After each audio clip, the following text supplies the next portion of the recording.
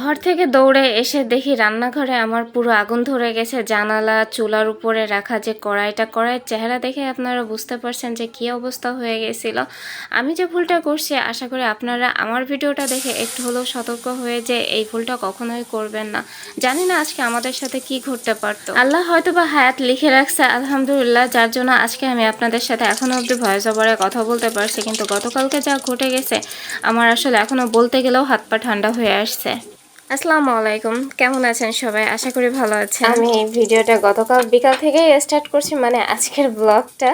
আর যেহেতু এখন আবহাওয়াটা একটু ঠান্ডা যাচ্ছে, কোথায় কেমন যাচ্ছে জানি না, তবে আমাদের যশোর জেলায় দুপুর বা বিকালের পরে প্রতিদিনই মেঘ হয়ে আসছে বা বৃষ্টি হচ্ছে, যার জন্য আবহাওয়াটা অনেক ঠান্ডা। আর এইরকম ঠান্ডা আবহাওয়ায় ফুলকো ফুলকো বেগুনি বা আলুর চপ খেতে কিন্তু অনেক মজা লাগে। এদিকে আলু ভাজতে ভাজতে আমার লাইটটা অনেক বেশি ডিস্টার্ব করছিল, যার জন্য আমি আর ভিডিওটা কন্টিনিউ করতে পারিনি। আস্তে আস্তে সমস্ত আলুর চপগুলো ভেজে আমরা বিকালের নাস্তাটা কমপ্লিট করে ফেলছিলাম, বিকাল না সন্ধ্যার নাস্তাটা আর কি। তারপরে রাত পার করে চলে আসলাম সকালে যেহেতু চলে আসছি, খাবার দাবার তো খেতেই হবে। তো আজকে আমি আলু ভর্তা করছি সকালের জন্য। আলু ভর্তার ডাল আছে গতকালকের, তো এটা দিয়ে আজকে খাওয়া দাওয়া করবো। আর আমি তো ইদানিং সকালে রান্না বান্না সেরে ফেলি, তো আলু ভর্তাটা করে রুহিকে খাওয়াই তারপরে রান্না করতে চলে যাবো। আর এইভাবে মাটির ঢাকনায় আলু ভর্তার স্বাদটা আসলে বলার মতো না।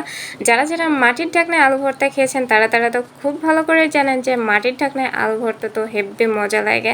আমার কাছে তো খুবই মজা লাগে। আমি একমাত্র মাটির ঢাকনা ছাড়া অন্য কিছুতে, অনেকেই গ্লাস দিয়ে পিষে আলু করে ভর্তা করে, কিন্তু আমার ওইটা কখনোই হয় না। আর মাটির ঢাকনায় আমার যে কোনো ভর্তা অনেক বেশি ভালো লাগে। আর আলু ভর্তাটা তো আসলে কথাই নাই। সেই ভর্তাটা যদি হয় একটু শুকনো মরিচ দিয়ে তাহলে তো আরও জমে ক্ষীর। আর যদি একটু আমের তেল থাকে তাহলে তো কথা নেই। কিন্তু দুঃখের বিষয় হচ্ছে আমার আমের তেলটা শেষ হয়ে গেছে, যার জন্য সরিষার তেলই দেওয়া লাগলো। আসলে অনেক সময় ইচ্ছা থাকলে উপায় থাকে না, তো আমার অবস্থা হয়েছে সেই আমার আলু ভর্তা হলে আম তেল খেতে মন চায়, কিন্তু আম তেলটা আসলে আপাতত না থাকাতে হইল না। এখন এই যে আমার রুহির জন্য খাবার বেড়ে নিচ্ছে, ওকে আমি খাইয়ে দেবো। যেহেতু মেয়ে আমার, অনেকেই করে কি বাচ্চারা বড় হলে তাদেরকে নিজের হাতে খাওয়ার কথা বলে দেয়, কিন্তু আমার কাছে মনে হয় বাচ্চারা যতদিন না মানে মায়েদের আয়ত্তে থাকে ততদিন মায়েদের খাইয়ে দেওয়াই উচিত। আমার কাছে সেটাই মনে হয়, কারণ বড় হলে হাজার চেষ্টা করেও খাওয়াতে পারবেন। আর মেয়ে হলে তো কথাই নেই, কারণ এখন যদি না খাওয়াই দেন তাহলে বড় হওয়ার পরে শ্বশুরবাড়ি গেলে আফসোস করবেন, হাই রে আমার মেয়েটা কত কষ্ট করে পরে মানে অন্যকে খাওয়ায়, নিজে খাওয়ার টাইমই পায় না। এই জন্য আমি এই আফসোসটা কোনো সময় রাখতে চাই না। সবসময় চেষ্টা করি আমার মেয়েটাকে আদর যত্ন দিয়ে খাওয়ানোর। অবশ্য 3 বেলায় খাওয়াতে পারি না, তবে আমি যখন ফ্রি থাকি তখন খাওয়াই দেয়। আর আমার রুহিমণি ও আবার ডাল অনেক পছন্দ করে, একদম মায়ের মতো হয়েছে। মা যেমন ডাল পছন্দ করে আমার মেয়েটাও তেমন ডাল পছন্দ করে। আমরা ডাল লাভার বাঙালি। আসলে মেয়েরাদেরই কষ্ট বুঝবে, এটাই স্বাভাবিক, কারণ যার যার অবস্থান থেকে শেষেই বুঝতে পারে তার অবস্থানটা অন্য কেউ তো আর বুঝতে পারে না। এদিকে আমি মেয়েটাকে খাওয়াই নিজে নাস্তা করে সকাল সকাল চলে আসছি দুপুরে রান্না করতে। দেখতেই পাচ্ছেন চুলাতে কোনো ধরনের রোদ পড়েনি, তার মানে একদমই সকালে রান্না করতে আসছি। আর কি বলবো, সকালে রান্না করলে এত ফ্রি থাকা যায়, আমি সারা দিন ফোনে কাজ করতে পারি, আমার কোনো ধরনের ঝামেলা হয় না। আর আজকে আমি রান্না করব বেগুন আলু দিয়ে বাটা মাছ। আর বাটা মাছ দিয়ে বেগুন রান্না করতে কিন্তু রান্না করলে কিন্তু ভীষণ ভালো লাগে। মেয়েরা সাধারণত আমার মনে হয় বেগুনটা বেশি পছন্দ করে। বেগুন তরকারিটা আমাদের গ্রাম অঞ্চল বা যে কোনো বাড়িতে আমার মনে হয় কমন একটা তরকারি, তবে পুরুষের থেকে আমরা মেয়েরা এই বেগুনটা একটু বেশি পছন্দ করি বা রান্না করতে বেশি ভালোবাসি।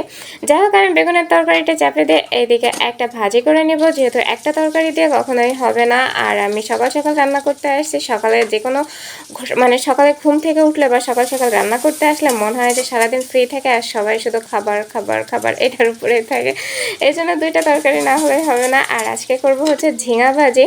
ঝিঙা ভাজির আগে আমি ডিম দিয়ে করছি, কিন্তু আজকে ডিম ছাড়া একদমই প্লেন ঝিঙা ভাজি করব। আশা করি ভালো লাগবে, কারণ খাবারই তো, অখাদ্য কুখাদ্য তো আর না। তো ঝিঙা ভাজি করার জন্য পেঁয়াজটা আমি ভালো মতো তেলের উপরে ভেজে নিয়েছি। নিয়ে এই যে ঝিঙাগুলোকে আমি 3 কোনা করে কেটে নিয়েছি। কেটে এখন ঝিঙাটাকে ভালো মতো দিয়ে একটু নাড়াচাড়া করে তারপর রেখে দেবো। একদমই আমি ঢাকনা দিতে যাবো না, কারণ ঝিঙা দিয়ে এমনি অনেক পানি বের হয়। আর তারপরে যদি ঢাকনা দিই তাহলে আমার আজকে সিলিন্ডারের সব গ্যাস শেষ হয়ে যাবে। এখন এর ভিতরে আমি একা করে লবণ হলুদ দিয়ে দিয়েছি। আর ঝিঙার ক্ষেত্রে কিন্তু অবশ্যই হলুদের পরিমাণটা সবসময় কম দিবেন, ঝিঙাতে হলুদ কম লাগে। যদি একটু বেশি হয়ে যায় তাহলে কিন্তু হলুদে একটা কাঁচা কাঁচা গন্ধ আসবে। তারপরে আমি কাঁচামরিচ দিয়ে এটাকে ভালো মতো একটু তেলের ভিতরে ভেজে নিচ্ছি। আর অনেক পানি বের হয়েছে, পানি টানতে আসলে অনেক বেশি সময় লেগে যাবে। আর এইদিকে কিন্তু আমার বেগুন তরকারিটা আর আলু বেগুন দুইটাই সেদ্ধ হয়ে গেছে। এখন ওই যে আমি বাটা মাছগুলো ভেজে নিয়েছিলাম, তো সেই বাটা মাছগুলো দিয়ে দিচ্ছে। আমার বাসায় কিন্তু বাটা মাছ খুবই পছন্দ করে সবাই, যার কারণে বেশিরভাগ সময় দেখবেন বাটা মাছ দিয়েই আমি বিভিন্ন ধরনের তরকারি রান্না করি। আর হচ্ছে পাঙ্গাস মাছ, যেটা আমার রুহি অনেক বেশি পছন্দ করে। তো এই দুইটা মাছ সবসময় আমার ঘরে থাকে বা বেশি পরিমাণে থাকে বলা যায়। চলে আসে আসল কথায়, যেটা আসলে এখনো আপনাদের সাথে শেয়ার করা হয়নি। ফার্স্টে আপনারা যে আলু চপ ভাজাটা দেখছেন, ওই আলু চপ ভাজার পরে আমাদের সাথে ঘটে গেছে একটা মানে বিরাট দুর্ঘটনা বড় রকম আরও ঘটতে পারতো, কিন্তু আল্লাহ হয়তো বা রহমত করছে, যার জন্য আরও বড় রকমের কিছু হয়নি। কিন্তু যেটা হয়েছে সেটা কমের উপর দিয়েও যায়নি, মোটামুটি বড়ই বলা যায়। আমি আলুর চপগুলো ভেজে রুহিকে দিতে আসছে, এর ভিতরে আমি কিন্তু চুলাটা একদমই আমার অফ করতে মনে ছিল না। তো আলুর চপ দিতে এসে মা মেয়ে দুইজনে আলুর চপ খেতে বসে গেছে। আর ওইভাবে চুলার উপরে তেল মানে কড়াই তেল রয়েছে আর চুলা জ্বালানো রয়েছে। কখন যে ওই তেল গরম হয়ে আগুন ধরে গেছে আমি নিজেও জানি না। এবার হঠাৎ করে মানে আগুন এত পরিমাণে জোরে হয়েছে, আগুন জ্বলে আমার জানালার সাথে যে চুলা টুলা এগুলো পরিষ্কার করার জন্য যে কাপড় থাকে, সেই কাপড়টাও ধরে গেছে আগুন। মোটামুটি মানে প্রচুর জোরে আগুন যখন জ্বলতেছে, তখন হঠাৎ করে আমি ঘাটটা ফিরে আমার ডাইনিংয়ের দিকে খেয়াল করে দেখি আগুনের একটা ফুলকা হচ্ছে ডাইনিং টেবিলের ইসে বোঝা যাচ্ছে। তখন আমি তাড়াতাড়ি করে দৌড় দিয়ে এসে তো আমার মাথা খারাপ হয়ে গেছে, কারণ আমি এরকম পরিস্থিতির মধ্যে কখনো পড়িনি। আর আমার একদম গ্যাসের চুলার যে পাইপটা, সেটাও চুলার পাশে, মানে আর একটুখানি হইলে হয়তো বা পাইপটা লিক করতো। আল্লাহ আসলে আমাদের হায়াতটা লিখে রাখছে, বা আল্লাহ আমাদের সহায় হয়েছেন, যার জন্য বড় রকমের দুর্ঘটনার হাত থেকে হয়তো বা বেঁচে গেছি। তো তারপরে আমি রুহিকে বললাম যে আম্মু তুমি বাইরে চলে যাও, যেহেতু বাসায় একা ছিলাম, আপনাদের ভাইয়া অফিসে ছিল। তো ওকে বাইরে বের করে দিয়ে তারপরে আমি হচ্ছে কড়াই আগে চুলাটা বন্ধ করলাম। চুলাটা বন্ধ করে কড়াই তো একদম পুড়ে মানে একদম শেষ, আর আগুন তো দাউ দাউ করে জ্বলতেছে। পরে আমি তাড়াতাড়ি করে কাঠের একটা বাট নিয়ে কড়াইটাকে নিচে ফেলে দিয়ে তারপর জানালায় যে কাপড়গুলো ধরে গেছিলো সেগুলো আগে একটা বাট দিয়ে ওই পাশে ফেলে দিলাম। দেওয়ার পরে কড়াইটা মানে এমন একটা পরিস্থিতি, আগুনটা এত তীব্র হয়ে গেছিল আমি বুঝতে পারতেছিলাম না কি করব। মানে পানি, যেহেতু তেলের আগুন, পানি দিলেও যদি এটা আরও বেশি মানে দাউ দাউ করে জ্বলতে থাকে, এই ভয়টা কাজ করতেছিল। তো অনেক চিন্তা ভাবনা, মানে ওই টাইমে যে আমি মাথা ঠান্ডা করে কাজটা করতে পারছি, এটা আল্লাহর কাছে অনেক শুকরিয়া।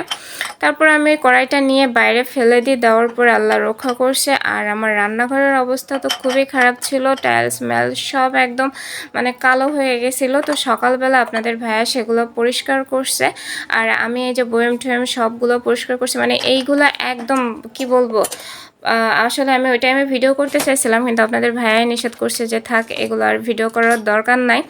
তা আপনারা সবাই সাবধান হবেন, বিশেষ করে চুলা অফ করে যখন ঘরের দিকে যাবেন, মানে চুলার কাজ শেষ করে, তখন অবশ্যই খেয়াল রাখবেন যে চুলাটা অফ করছেন কিনা, কারণ অনেক বড় দুর্ঘটনা আমাদের সাথে ঘটতে পারতো। আর এই যে দেখতেই পাচ্ছেন টাইলস পরিষ্কার করা গেছে, কিন্তু উপরের অংশগুলো পরিষ্কার করা যায়নি, এখনও কালো ভাব আছে, দেখেই বোঝা যাচ্ছে কতটা খারাপ অবস্থা। আর জানালার এই যে গ্রিলগুলা, এগুলো তো একদম কালো হয়ে গেছে। আপনাদের ভাই অনেক চেষ্টা করছে সকাল থেকে পরিষ্কার করার, কিন্তু এত বেশি আগুনের পড়েছে যে আসলে ওইভাবে পরিষ্কার হয়নি। আর এই যে সেই কড়াইটার অবস্থা ফার্স্টেই তো দেখতে পেয়েছেন যে আলুর চপ যখন করছি তখন এর চেহারা কী ছিল আর এখনের চেহারা। তো সবাইকে শুধুমাত্র এতটুকুই বলবো, সবাই সাবধান হয়ে যাবেন এরকম ধরনের দুর্ঘটনার থেকে।